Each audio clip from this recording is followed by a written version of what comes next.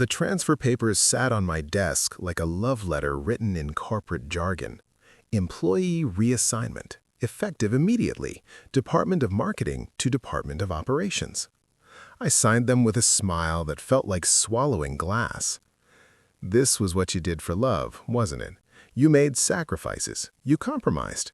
You let your boyfriend convince you that working in separate departments was better for the relationship, because company policy frowned on interdepartmental dating and we couldn't risk HR getting involved. "It's temporary," Marcus had said, his hand warm on my thigh, his mouth doing that thing where he kissed just below my ear. "Just until things settle down. You understand, right, baby?" I understood. I always understood. I packed my desk in marketing, the department I'd fought to get into, where I'd built relationships and actually enjoyed my work, and moved 3 floors down to operations, where spreadsheets went to die and nobody knew my name. That was 4 months ago. 4 months of eating lunch alone while Marcus stayed in marketing, climbing the ladder I had graciously stepped off. 4 months of "I'm working late" texts and "the team needs me" excuses. 4 months of watching the space between us grow wider while I told myself I was being supportive. I'm a fucking idiot. The realization hit me on a Thursday, which felt cosmically unfair. Thursdays were supposed to be boring, neutral, the kind of day where nothing happens except you realize you're out of coffee and contemplate the meaninglessness of existence. I wasn't contemplating existence. I was contemplating the photo currently burning a hole through my phone screen. Marcus, my Marcus, with his hand on another man's lower back, leaning in close enough to share breath outside a restaurant I'd never heard of. The photo had come from an unknown number. No message, just the image and a timestamp from 2 hours ago. My hands shook as I zoomed in. The other man was laughing, head tilted back, throat exposed. Marcus was looking at him the way he used to look at me.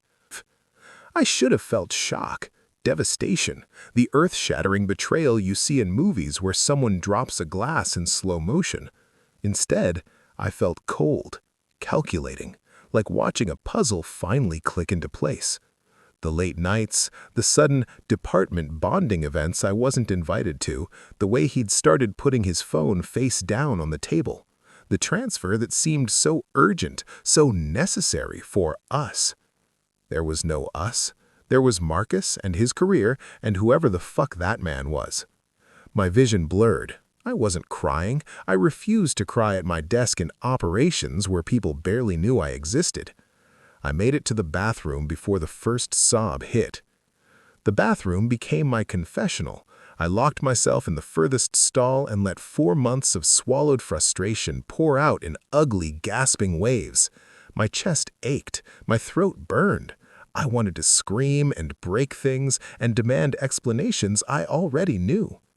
He lied. Simple as that. And I'd been so desperate to be the good boyfriend, the understanding one, that I'd handed him the knife and asked him where he wanted to stab first. When I finally emerged, eyes red and puffy, I looked exactly like what I was, a man who'd just had his heart handed back to him in pieces. I couldn't go home. Our home, the apartment we'd shared for 2 years, where his toothbrush sat next to mine and his clothes took up 70% of the closet. I needed noise, people, something to drown out the screaming in my head. I needed a drink. The bar was called Midnight, which was either ironic or lazy, depending on your perspective. It was the kind of place where the lighting was low enough to hide bad decisions and the music was loud enough to make conversation optional. Perfect. I slid onto a bar stool and ordered something that sounded expensive and tasted like regret. The bartender didn't ask questions, which I appreciated. I looked like disaster wrapped in a dress shirt and bad choices. The first drink went down smooth. The second burned. By the third, I was contemplating drunk texting Marcus something devastating and poetic that I'd definitely regret in the morning. Rough night? The voice came from my left. I turned, vision slightly blurred, and found a man watching me with something between amusement and concern. He was beautiful in that unfair way some people are. Sharp jawline, dark hair that looked deliberately messy, eyes that seemed to see too much. "You could say that," I muttered, taking another sip. "Let me guess.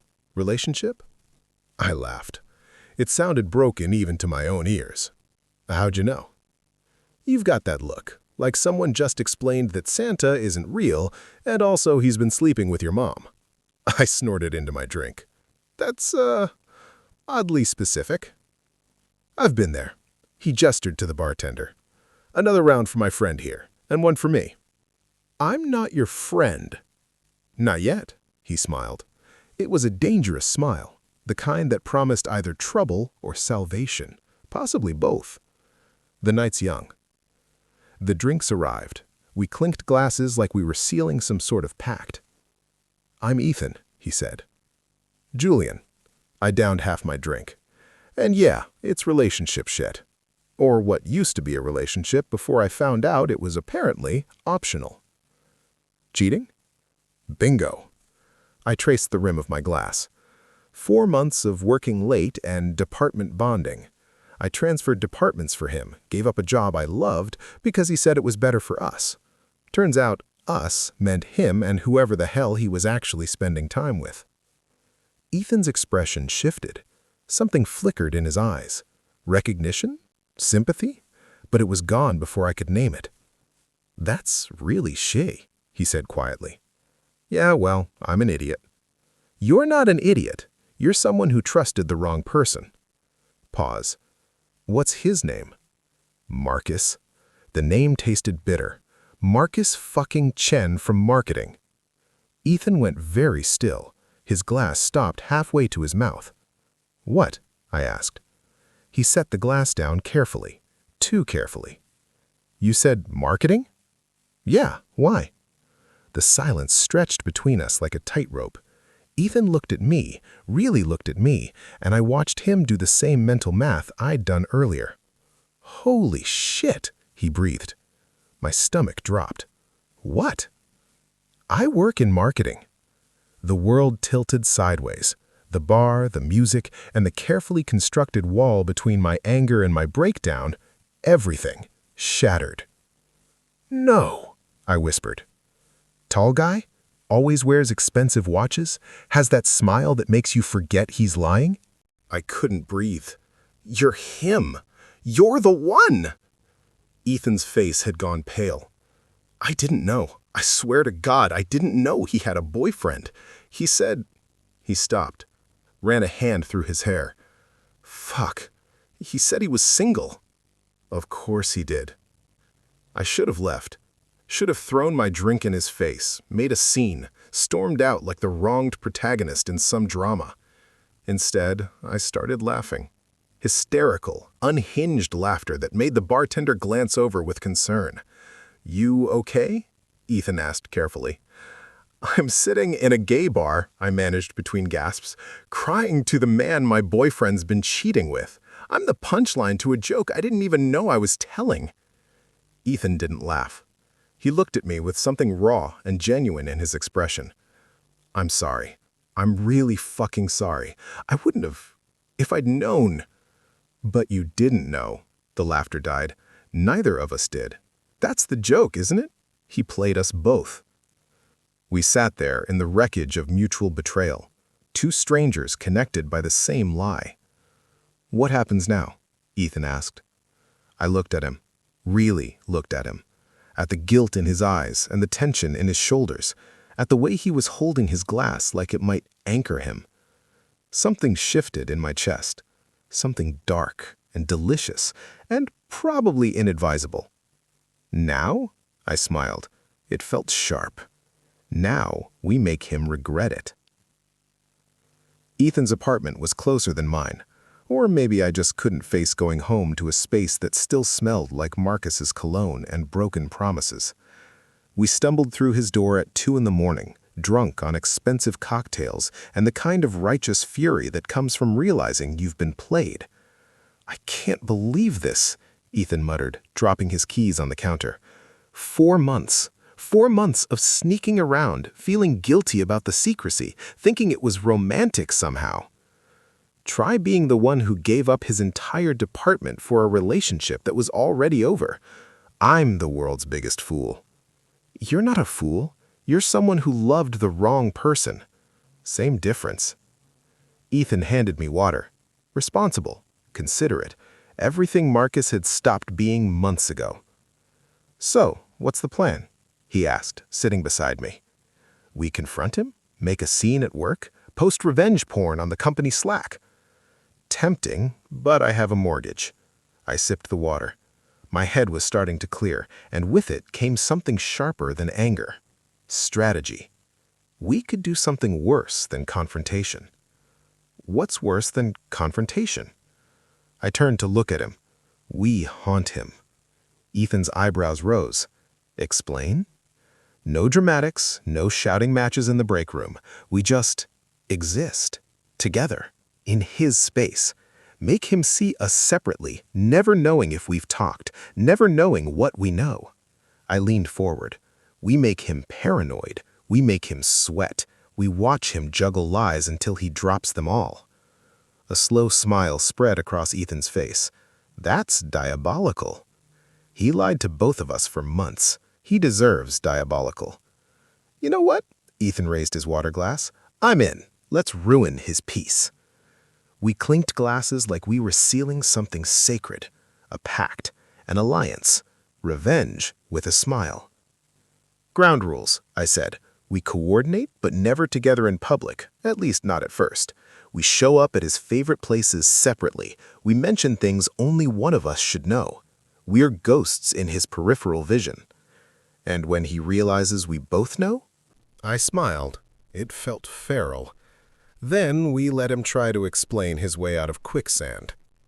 Ethan laughed. Actually laughed. It was a good sound.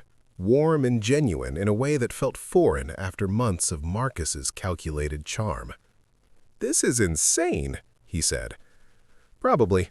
I'm absolutely doing it. We spent the next hour planning like generals before battle. I learned that Ethan was smart, scary smart, and had a memory for details that made him dangerous. He knew Marcus's schedule down to which coffee shop he frequented at which times.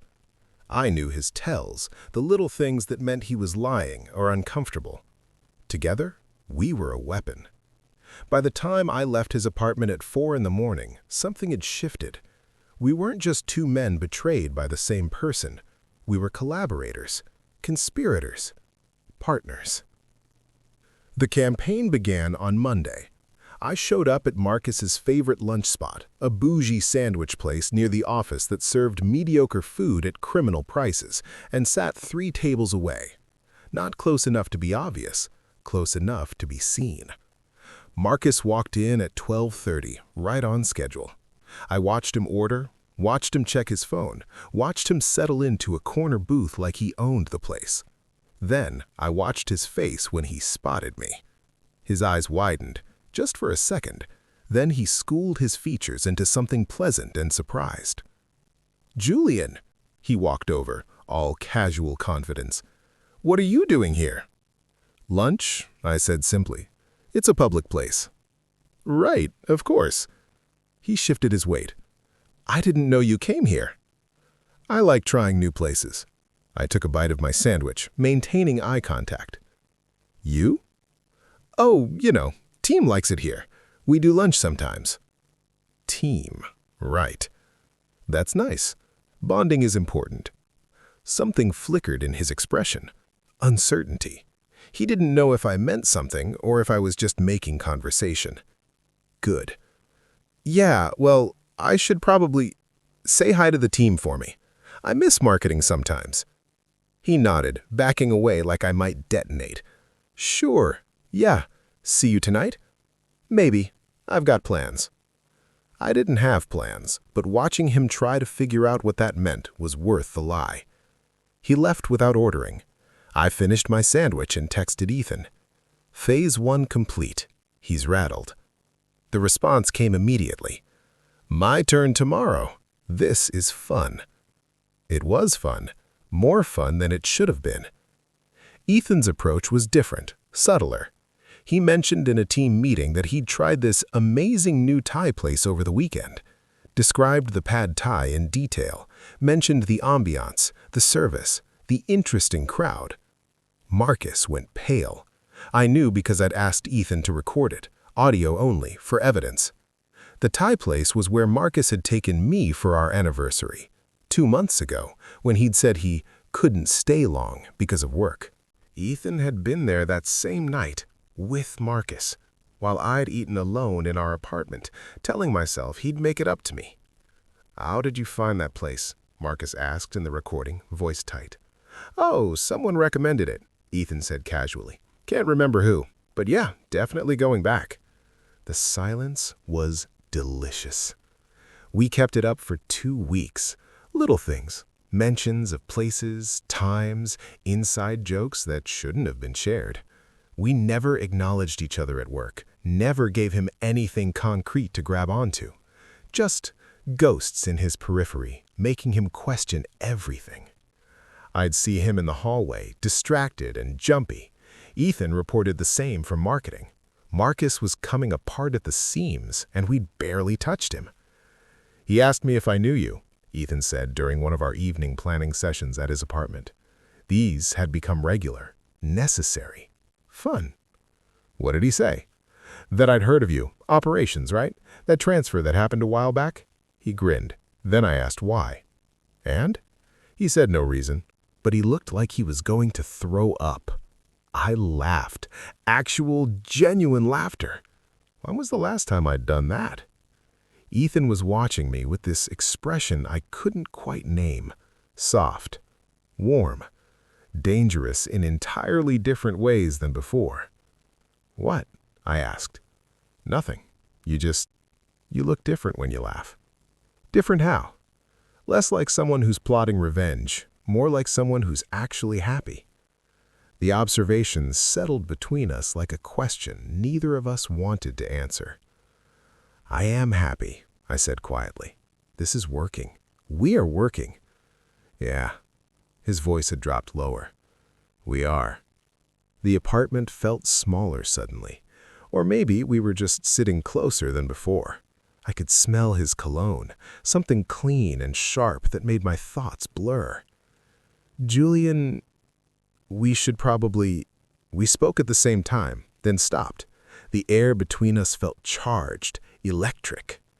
I should have left, should have maintained professional distance, should have remembered this was about revenge, not whatever this feeling was building in my chest.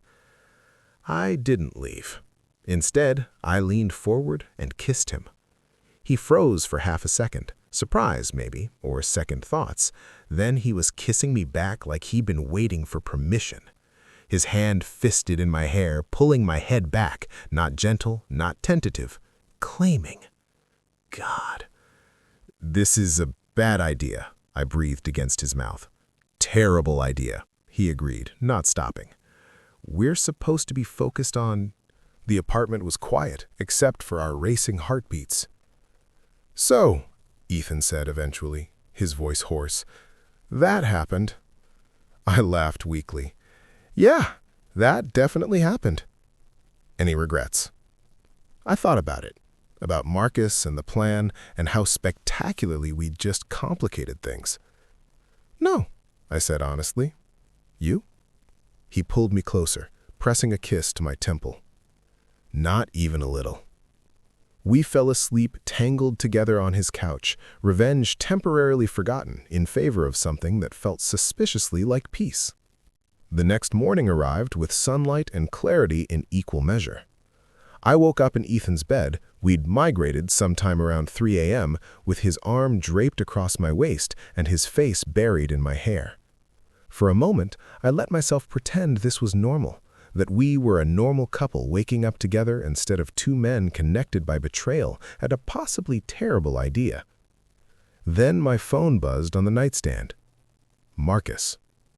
"Where were you last night? Called 3 times. Are you okay?" The irony was so thick I could taste it. Ethan stirred beside me. "What time is it?" "Late. We should probably talk about last night." "What about it?" I turned to face him. In the morning light, he looked softer, younger, the dangerous edge replaced with something more vulnerable.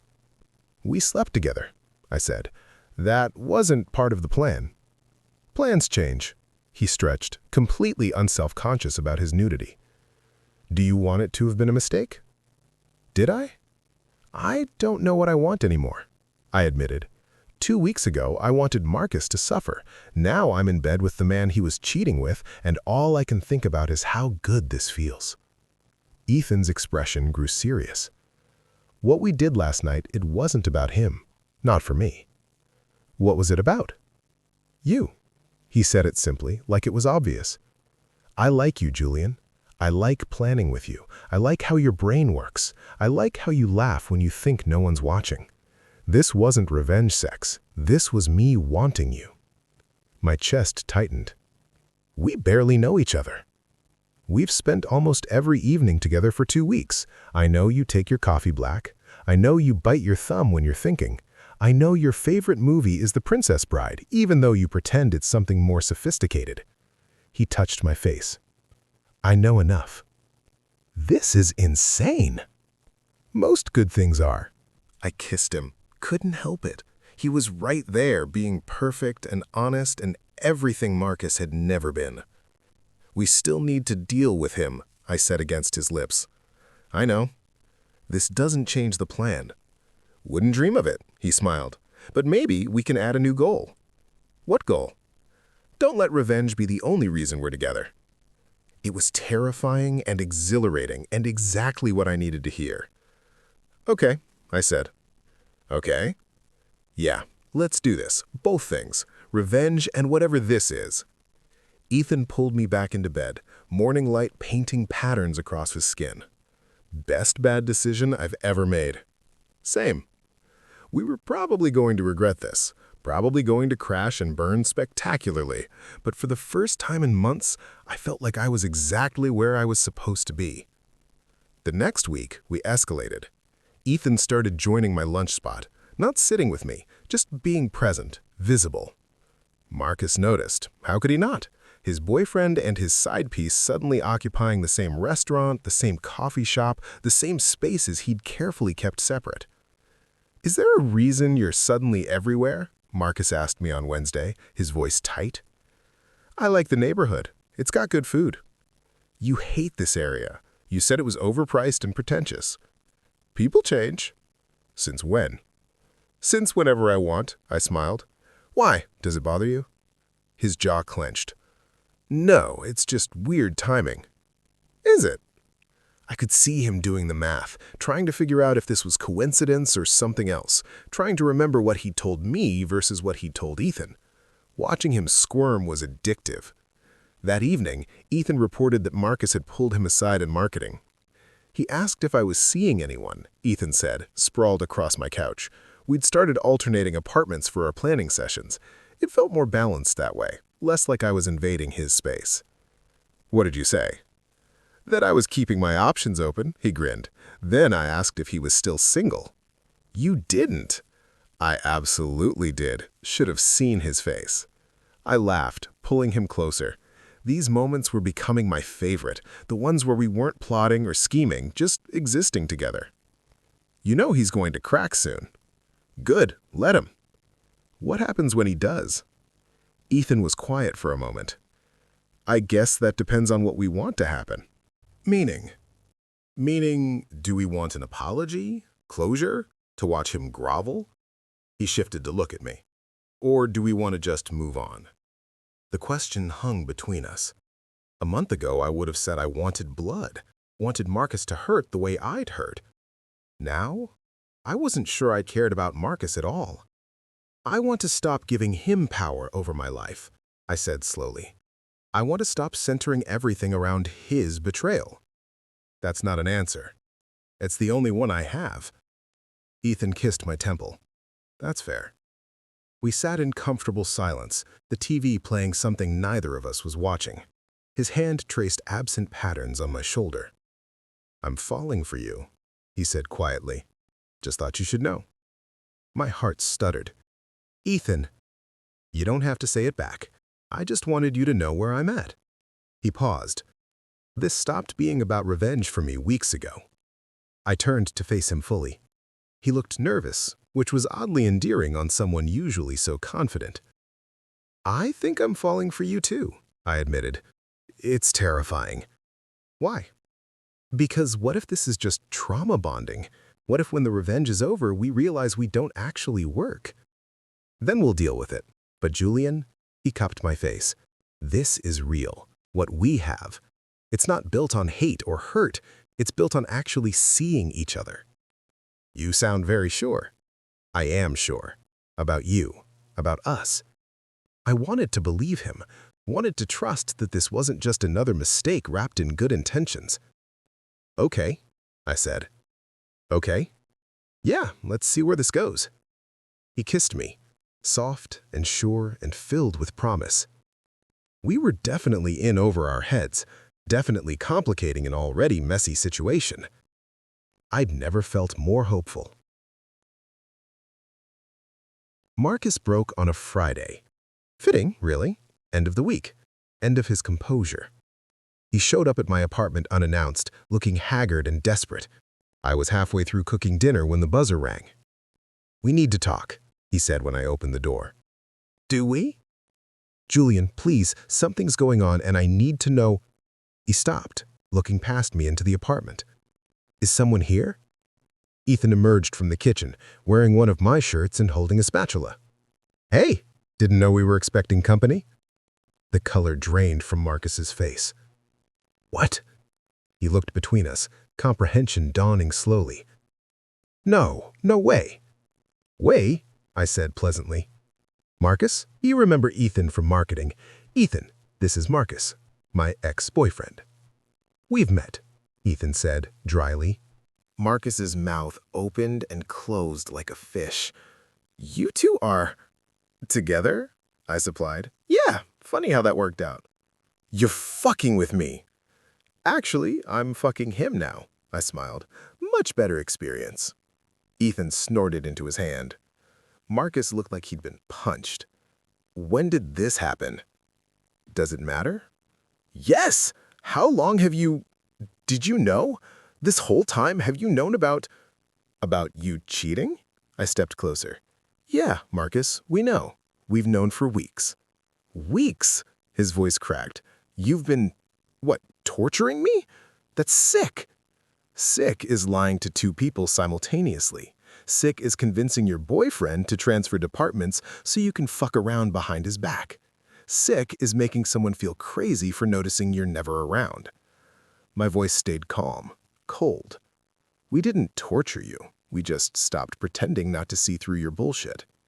I never meant... Save it. Ethan moved to stand beside me, his presence solid and reassuring. You don't get to play victim here. Marcus's eyes were wild, darting between us like he was looking for an exit. So what, you two just bonded over hating me? That's what this is? Initially? I shrugged. Sure, but it evolved. Into what? Into something real. Ethan's hand found mine. Something you never gave either of us. The gesture, public, deliberate, seemed to break something in Marcus. His face crumpled. I'm sorry. I'm so sorry. I didn't want to hurt anyone. It just happened, and then I didn't know how to stop it, and you didn't try very hard, I finished. You made choices, Marcus. Every day for months, you chose to lie. You chose to keep us separate. You chose yourself. I loved you. Past tense. Good. I squeezed Ethan's hand. I need you to leave now. Julian. No, we're done. Sign whatever papers you need to sign for the lease. Take your shit. Move on. I met his eyes. I have. He stood there for another moment, looking lost and small and nothing like the man I'd thought I loved. Then he left. The door clicked shut behind him. Silence filled the apartment. You okay? Ethan asked quietly. I took inventory. My hands weren't shaking. My chest didn't ache. I felt light. Yeah, I said, surprised by how true it was. I actually am. No regrets about how we did it? None. I turned to face him. Thank you for being my partner in this. In everything. Anytime. He pulled me close, resting his forehead against mine. So, what now? Now? I smiled. Now we finish making dinner. Maybe watch that movie you keep talking about. Fall asleep on the couch. That's it? No dramatic next step? The drama's over. This is the good part. He kissed me, slow and sweet and filled with promise. I can work with that. We went back to the kitchen, leaving Marcus and his apologies in the past where they belonged. 3 months passed like water, smooth and unremarkable in the best possible way. I got promoted in operations. Turns out when you weren't constantly anxious about your relationship, you could actually focus on work. Who knew? Ethan stayed in marketing, but started consulting on cross-departmental projects. We saw each other during the day now, in meetings and hallways, and nobody cared. Turns out company policy wasn't nearly as strict as Marcus had made it seem. Funny how that worked. Marcus left the company 6 weeks after our confrontation, took a job in another city, sent a final apology text that I read once and deleted. Good riddance. But the best change wasn't professional. It was the way Ethan's toothbrush appeared next to mine in my bathroom, the way his clothes migrated into my closet, the way my place became our place, without any formal discussion. You know, we never actually talked about moving in together. I watched him cook dinner in our kitchen like he'd always been there. You want me to leave? He glanced over his shoulder, ever I raised. God, no. Then what's the problem? No problem, just observing. He turned off the stove, moving to cage me against the counter. Having second thoughts about the revenge that turned into a relationship? Are you kidding? Best revenge ever. I prefer to think of it as the best accident. Accident implies it wasn't meant to happen, wasn't it? His eyes were warm, familiar, home. You think we were supposed to find each other through Marcus? I think we found each other despite him. I pulled him closer. Everything good in my life happened after he left it.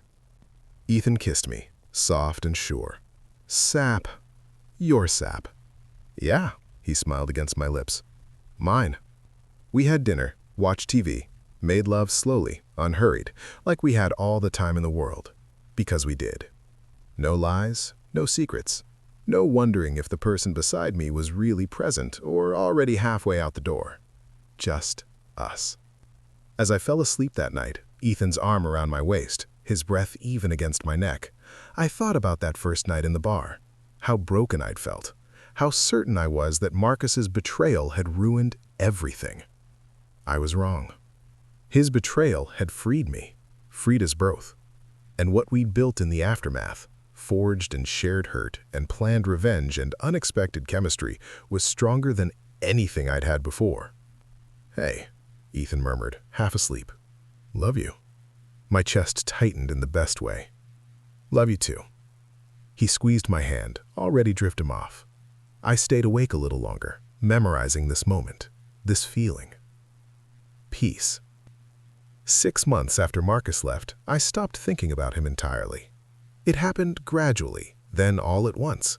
One day I realized I hadn't checked his social media in weeks, hadn't wondered where he was or who he was with, hadn't measured my happiness against his absence. I'd simply moved on. You look pleased with yourself, Ethan observed over breakfast. We'd gotten into a routine. I made coffee, he made breakfast, we read the news on our phones in comfortable silence before heading to work. Domestic. Boring. Perfect. I'm just thinking, I said, about how a year ago I thought changing departments was the biggest sacrifice I'd ever make. And now? Now I realize it was the best thing that could have happened. If I'd stayed in marketing, I never would have been at that bar, never would have met you. Ethan kissed into my coffee. So you're saying Marcus did us a favor? In the most roundabout, painful way possible, yes. Should we send him a thank you card? Absolutely not. We laughed, the kind of easy laughter that comes from actually knowing someone, from being seen and chosen every single day. Work was good. The revenge plot was ancient history. Marcus was a footnote in our story, not the main character. This, right here, right now, this was the main character. Us, together, building something real. I have a meeting with your department today. Cross-functional team-building exercise. Sounds painful. Want to get lunch after? The good sandwich place? The overpriced and pretentious one? That's the one. I smiled. Yeah, I'd like that. He kissed my forehead on his way out. See you in a few hours. Love you. Love you too. The door closed behind him. I sat in our home, and felt something I hadn't felt in years. Complete. Not because I had a partner, not because revenge had been satisfying, not because Marcus was gone. Because I'd found myself again in the wreckage. Found someone who saw me fully and stayed anyway. Found the courage to trust something new. We'd started as partners in crime. We'd become partners in everything else. And that was the best revenge of all. Living well, loving freely, moving forward. Marcus had tried to keep us apart, keep us secret, keep us controlled. Instead, he gave us the greatest gift. Each other. I finished my coffee, grabbed my laptop, and headed for work. Another normal day. Another moment of peace. I wouldn't trade it for anything. The epilogue was 1 year later. The company holiday party was in full swing when someone asked the inevitable question, "So how did you two meet?" Ethan and I exchanged a look. The kind of look that comes from shared history and inside jokes, and a story that sounds insane when you say it out loud. "We met at a bar," I said carefully. "It was a very interesting night," Ethan added. "Interesting how?" I smiled. "Let's just say we bonded over a shared experience." "A very shitty experience," Ethan clarified. "But with an excellent ending." The person, someone from accounting whose name I'd already forgotten, looked between us, clearly wanting more details. "That's it?" they pressed. "Just a bar?" "Trust me," Ethan said, his hand finding mine under the table. "The full story is way too complicated for a work party. It involves revenge, betrayal, and enough dramatic irony to fill a telenovela," I added. "And yet, somehow, we're the functional couple here." Ethan gestured around at the party, where at least 3 people were crying in corners and someone from IT was aggressively hitting on the bartender. "Standards are low," I agreed. We escaped to the balcony, drinks in hand, leaving confused partygoers in our wake. The city glowed below us. Cold air bit at exposed skin. Ethan's arm around my shoulders kept me warm. "Think anyone will figure out the real story?" I asked. "Eventually. Office gossip is thorough." "Does it bother you that we started the way we did?" Ethan turned to face me, his expression serious. "Not even a little. Every good story needs a memorable beginning. Getting cheated on by the same guy is memorable. So is falling for the person you were supposed to hate."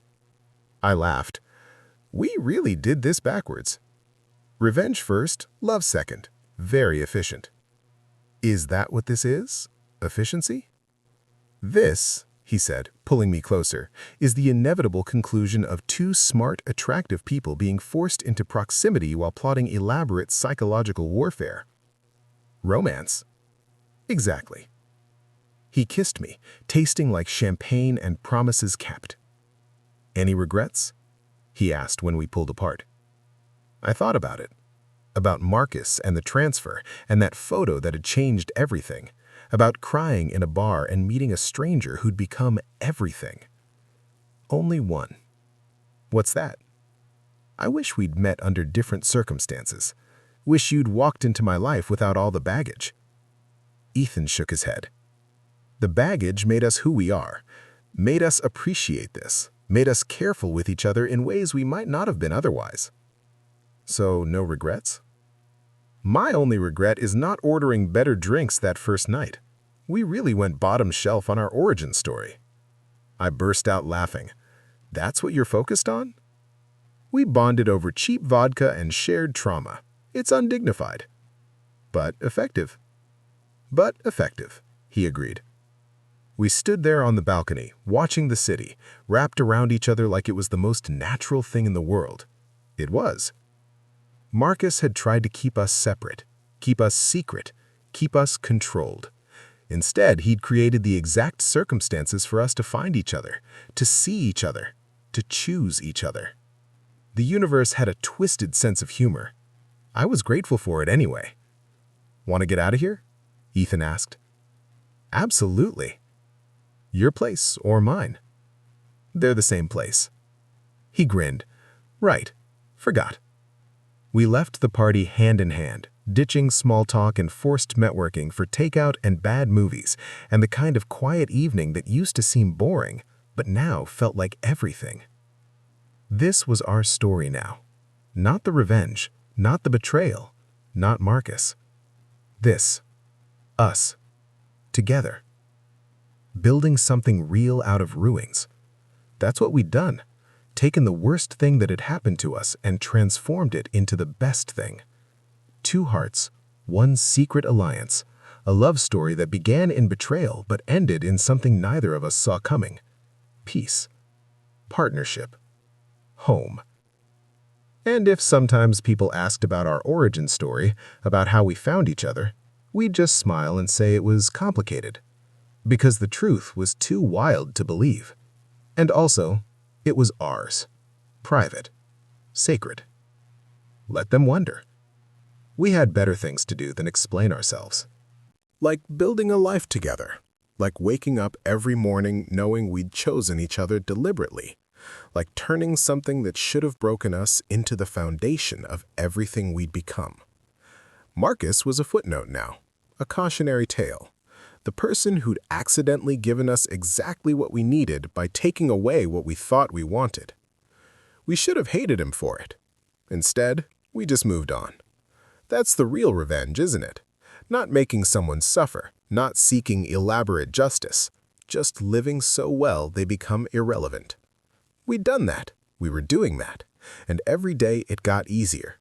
Every day I woke up next to Ethan and remembered, this is what it's supposed to feel like. This ease, this trust, this choice to stay. Not obligation wrapped in love languages, just love.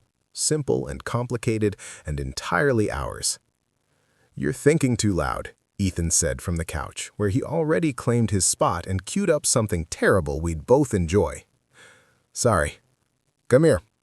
I did, settled against him like I'd been doing it forever, his arm around my shoulders, his heartbeat steady under my ear. "Better?" he asked. Perfect. And it was. We started as partners in crime. We ended as partners in everything. Sometimes the best love stories begin in the worst possible way. Sometimes revenge leads to redemption. Sometimes two broken hearts make something whole. This was our story, and I wouldn't change a single chapter. Even the painful ones, especially those, because they led me here, to him, to us, to home. The end.